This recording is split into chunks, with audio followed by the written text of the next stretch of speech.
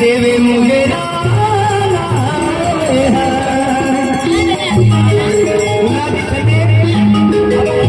विजय चौधरी आणि नारसिंह महाराज आहे, गणेश मास्टर आहे, ते भुजलेलं आहे.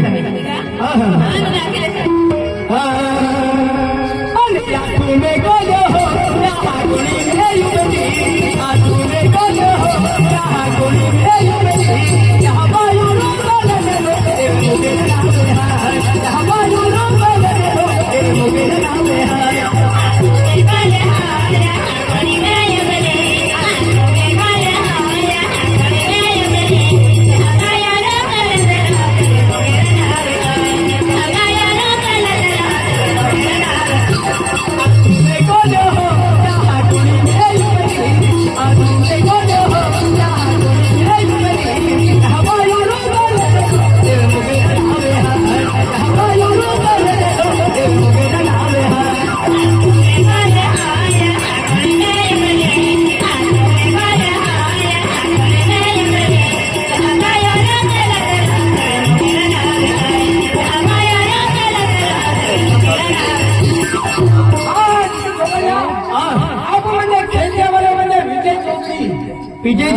विजय चौधरी आहे, लक्ष्मीबाई आहे, गायत्रीबाई आहे.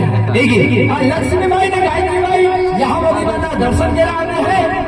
यामध्ये नामकी म्हणजे 500 रुपया बक्षीस दिलेलं आहे. 500 रुपया बक्षीस म्हणजे यामध्ये नामकी तुम्हाला खूप असं काय गायत्रीबाई लक्ष्मीबाईने विजय झालेले दाबावी चालवले काय बनले.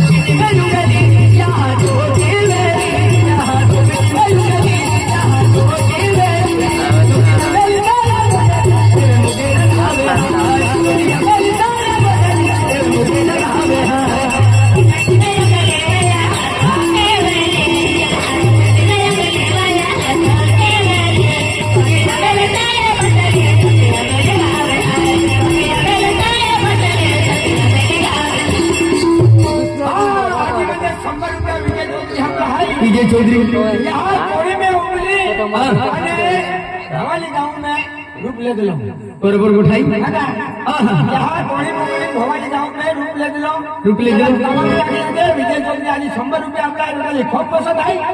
कामा की हम भैया अरे यहाँ रूप